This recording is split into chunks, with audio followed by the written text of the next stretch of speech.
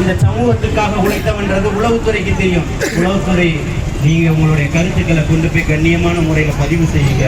இது ஆரம்பம் மட்டும்தான், ஆரம்பம் மட்டும்தான், ஆரம்பம் மட்டும்தான். தலைவர் தளபதி அவர்களுடைய அடுத்த அறிவிப்பாக காத்துக்கிட்டு இருக்கக்கூடிய கூட்டம் இந்த கூட்டம்ன்றத நீங்க பதிவு செய்ய மறந்துடாதீங்க. இது ஒருபோதும் நீங்க இப்ப இந்த பேரிகார்ட் எல்லாம் போட்டிருக்கீங்க பாத்தீங்களா, இந்த கொடி போடக்கூடாது, போஸ்டர் ஒட்டக்கூடாது, இது பண்ணக்கூடாது. போஸ்டருக்காக வந்த கூட்டம் அல்ல இந்த கூட்டம். இந்த பேரிகார்டுகளையும் உங்களுடைய அங்கிகளையும் வச்சு எங்களை ஒருபோதும் உங்களுடைய அதிகாரத்தை வச்சு எங்களை அடைக்கிறலான்னு மட்டும் நினைச்சிடாதீங்க. இந்த காவல்துறை மக்களுடைய ஊழியன்றதை மறந்துடாதீங்க. எங்க எப்ப வருவீங்க, ஆர்ப்பாட்டம் நடத்துவீங்க, கலைஞ்சிருங்க. திமுக கடந்த காலங்கள்ல செய்யும் போது ஏன் உங்களால வாய்மூடி மௌனியா இருந்தீங்க? அண்ணா திமுக செய்யும் போது ஏன் வாய்மூடி மௌனியா இருந்தீங்க? பிஜேபி அரசாங்கம் செய்யும் போது ஏன் வாய்மூடி மௌனியா இருந்தீங்க? இங்க நாங்கள் போராடிக்கிட்டு இருக்கிறோமே. கடந்த வாரம் மதுரையில் ஒரு காவலர் கடைநிலை ஊழியன் எரித்து கொல்லப்பட்டானே, அவனுக்கும் சேர்த்து போராடியதுதான் இந்த தமிழக வெற்றி கழகம்ன்றதை நீங்க மறந்துடக்கூடாது.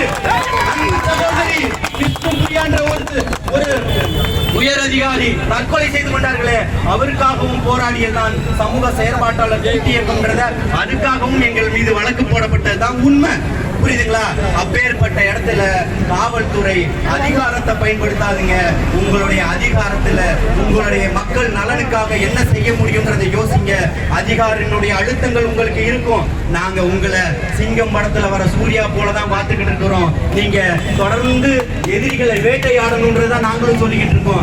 இது மக்களுக்கான கூட்டம், இது மண்ணுக்கான கூட்டம், இது தளபதிக்காக இருக்கக்கூடிய கூட்டம், இங்க பாருங்க. உங்களுடைய லத்திகளோ உங்களுடைய துப்பாக்கி தோட்டாக்களோ இந்த கூட்டத்தை கலைச்சிடும் நினைச்சா, டெல்லியில விவசாயிகள் போராடினா பாருங்க.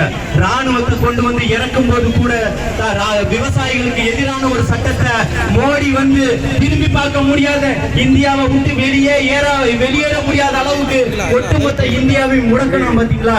அதே போல ஒரு சூழல் இன்னைக்கு இந்த வக்ஃப் திருத்த மசோதாவுக்கும் மக்கள் நலனுக்காக இருக்கக்கூடிய பிரச்சனைக்காகவும் வருது அப்படின்னு சொன்னா, எப்பேற்பட்ட மோடியையும் சந்திக்கிறதுக்கும் ஆளக்கூடிய தமிழகத்தை சந்திக்கிறதுக்கும் இந்த தளபதியுடைய தம்பிகளும் தங்கைகளும் ஒருபோதும் அஞ்ச மாட்டார்கள் இந்த இடத்துல எடுத்து சொல்றோம்.